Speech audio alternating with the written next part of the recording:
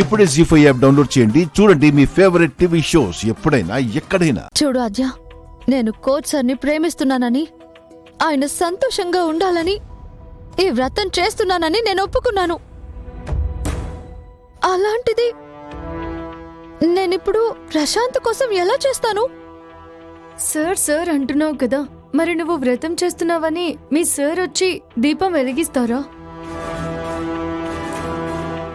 చూడు రామా, జరగని వాటి గురించి ఎందుకు ఆలోచిస్తున్నావు? ఆద్య, జరగదనకు. నేను మనసులో ఆయన్ని పెట్టుకుని మరొకరి కోసం దేవుడి ముందు తప్పు చేయలేను. నీకు ఎలా చెప్పాలో నాకు అర్థం కావడం లేదు.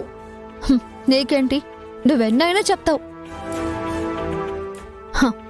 మా సీను బావతో నీ లవ్ సక్సెస్ అయింది.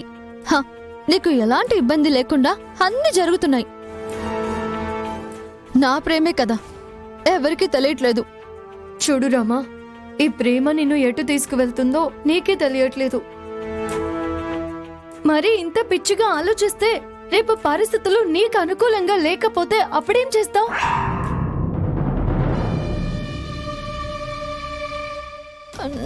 నాకు అనుకూలంగా లేకపోవడం ఏంటి?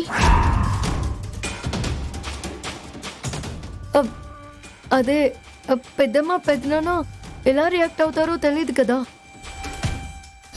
నువ్వు మాత్రం పెద్దమ్మ పెదనాన్న ఓకే చెప్తారని బావని ప్రేమించావా? ముందు మీరు ప్రేమించుకున్న తర్వాతే కదా ఇంట్లో వాళ్ళందరూ ఓకే చెప్పారు. అసలు నాకిప్పుడు ఏం చేయాలని కూడా అర్థం కావట్లేదు. అసలు నువ్వు ఇంతగా ఆలోచిస్తున్నావు కదా, నువ్వు మీ సార్ కోసం ఇదంతా చేస్తున్నానని చెప్పావా? చెప్పాను. మీకోసం వ్రతం చేస్తున్నాను, ఉపవాసం చేస్తున్నానని కూడా చెప్పాను. మరి దీపం వెలిగించడానికి ఆయన వస్తానన్నారా?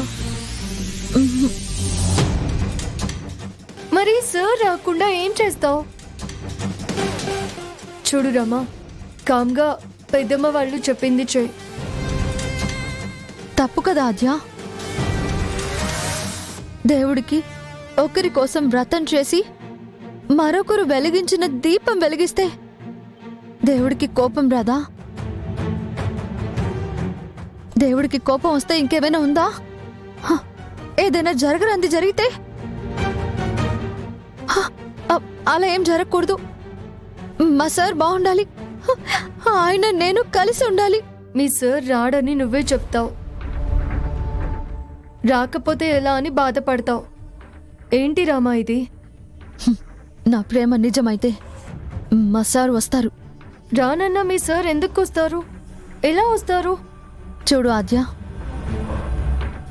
నా ప్రేమ గెలుస్తుంది అన్న నమ్మకంతో ఆ దేవుడికి మొక్కుకుని నేను వ్రతం చేస్తున్నాను.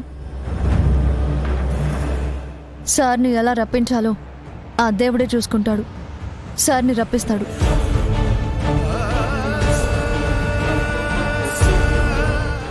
జీ5 యాప్ డౌన్లోడ్ చేసి అన్ని ఎపిసోడ్స్ పూర్తి ఉచితంగా చూడండి.